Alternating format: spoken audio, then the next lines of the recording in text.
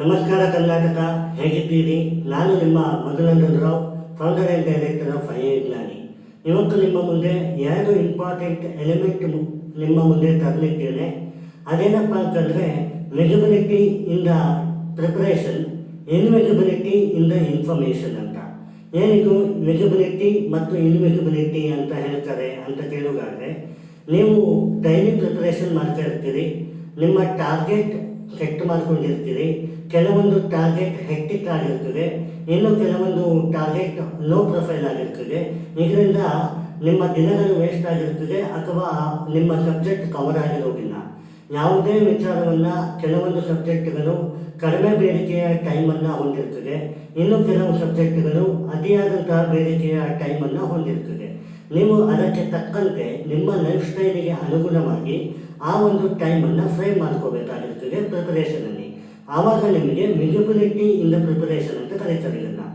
ಯಾವಾಗ ನಿಮಗೆ ಆ ಸೆಟ್ ಟೈಮ್ ಬೌಂಡ್ ಇರ್ತದೆ, ಆವಾಗ ನಿಮಗೆ ಒಂದು 80% ಆಫ್ ದ ಸಿಲೆಬಸ್ಸು ಆ ದಿನಕ್ಕೆ ಕವರ್ ಆಗಿದೆ ನೀವು ಅಂದ್ಕೊಂಡಷ್ಟು ಅನ್ನೋದಾದರೆ, ಅದನ್ನು ನೀವು ಇನ್ನೂ 20% ನೀವು ಮುಂದಕ್ಕೆ ನೀವು ಮಾರನೇ ದಿನ ಅದನ್ನು ತಗೊಳ್ಬೋದು. ಸೊ ಯಾವುದೇ ಪ್ರಿಪರೇಷನಲ್ಲಿ ನಿಮಗೆ ಟೈಮ್ ಬೌಂಡ್ ಮತ್ತು ನಾನು ಎಷ್ಟು ಟಾರ್ಗೆಟ್ ಮಾಡಬೇಕು ಅನ್ನೋದು ನಿಮಗೆ ಗೊತ್ತಿರಬೇಕು. ಈಗ ಕಾರ್ಪೊರೇಟ್ ಸೆಕ್ಟರಲ್ಲಿ ಮಿನಿಟ್ಸ್ ಆಫ್ ಮೀಟಿಂಗ್ ಅಂತ ಕರೀತಾರೆ, MOM. ಅದೇ MOM ನೀವು ನಿಮ್ಮ ಪ್ರಿಪರೇಷನಲ್ಲಿ ಕೂಡ ಮಾಡ್ಕೊಂಡಿರಬೇಕು. ಅದನ್ನು ಮೆಜಬಿಲಿಟಿ ಇನ್ ದಿ ಪ್ರಿಪರೇಷನ್ ಅಂತ ಕರೀತಾರೆ. ಇನ್ನು ಇನ್ವೆಜಿಬಿಲಿಟಿ ಇನ್ ದ ಇನ್ಫಾರ್ಮೇಷನ್, ಇದು ಹೊಸತ್ತಿಗೆ ಅಲ್ಲ. ಏನಿದು ಅಂತ ಕೇಳೋದಾದರೆ, ಈಗ ನೀವು ಒಂದು ಸಬ್ಜೆಕ್ಟ್ ಓದಿರ್ತೀರಿ, ಎಕ್ಸಾಂಪಲ್ ಡಿಸಾಸ್ಟರ್ ಮ್ಯಾನೇಜ್ಮೆಂಟ್.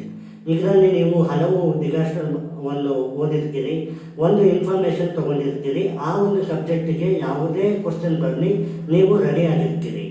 UPSCಯಲ್ಲಿ ನೀವು ಒಂದು ಸಬ್ಜೆಕ್ಟಿನ ನಾಲೆಜನ್ನು ಇನ್ನೊಂದು ಸಬ್ಜೆಕ್ಟಿಗೆ ಇಂಟರ್ಲಿಂಕ್ ಮಾಡಬೇಕಾಗಿರ್ತದೆ. ಅದು ಎಕ್ಸಾಂಪಲ್ ಕೊಡೋದಾಗಲಿ ಅಥವಾ ಆನ್ಸರ್ ರೈಟಿಂಗಲ್ಲಿ ಮಾಡೋದಾಗಲಿ ಅಥವಾ ನೀವೊಂದು ಕ್ವಶನನ್ನು ಎಲಿಮಿನೇಟ್ ಮಾಡೋದಾಗಲಿ ಪ್ರಿಲಿಮ್ಸಲ್ಲಿ ಯಾವುದೇ ಆಗಿರ್ಬೋದು. ಸೊ ಈ ವಿಚಾರದಲ್ಲಿ ನಿಮ್ಮ ಇನ್ಫಾರ್ಮೇಷನ್ ಮಾರನೇ ದಿನ ನಿಮಗೆ ಬೇರೆ ಕ್ವಶನಿಗೆ ಅಪ್ಲಿಕೇಬಲ್ ಆಗ್ತಾ ಇದೆಯಾ, ಆ ಒಂದು ಇನ್ಫಾರ್ಮೇಷನ್ ನೀವು ಪಡ್ಕೊಂಡಿರೋದು ಬೇರೆ ಕ್ವಶನಿಗೆ ನೀವು ಅದನ್ನು ಪ್ರೂವ್ ಮಾಡ್ತಾ ಇದ್ದೀರಾ ಅನ್ನೋದು ಮೋಸ್ಟ್ ಇಂಪಾರ್ಟೆಂಟ್ ಫ್ಯಾಕ್ಟರ್.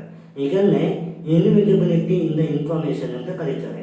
ನಿಮ್ಮ ಹತ್ರ ಆಲ್ರೆಡಿ ಇನ್ಫಾರ್ಮೇಷನ್ ಇದೆ, ಈ ಇನ್ಫಾರ್ಮೇಷನ್ ಇನ್ನೊಂದು ಕ್ವಶನಿಗೆ ನೀವು ಹೇಗೆ ಬಳಕೆ ಮಾಡ್ತೀರಿ, ಆ ಬಳಕೆ ಮಾಡುವಲ್ಲಿ ನೀವು ಯಶಸ್ವಿ ಆಗಿದ್ದೀರಾ ಅಥವಾ ಇಲ್ವಾ, ಇದನ್ನು ಇನ್ವಿಜಿಬಿಲಿಟಿ ಇನ್ ದ ಇನ್ಫಾರ್ಮೇಷನ್ ಅಂತ ಕರೀತಾರೆ. UPSC ಜರ್ನಿಯಲ್ಲಿ ನಿಮಗೆ ಟೈಮ್ ಮತ್ತು ಎನರ್ಜಿ ಹಾಗೂ ಅಪ್ಲಿಕೇಶನ್, ಈ 3 ತುಂಬ ಇಂಪಾರ್ಟೆಂಟ್ ಫ್ಯಾಕ್ಟರ್.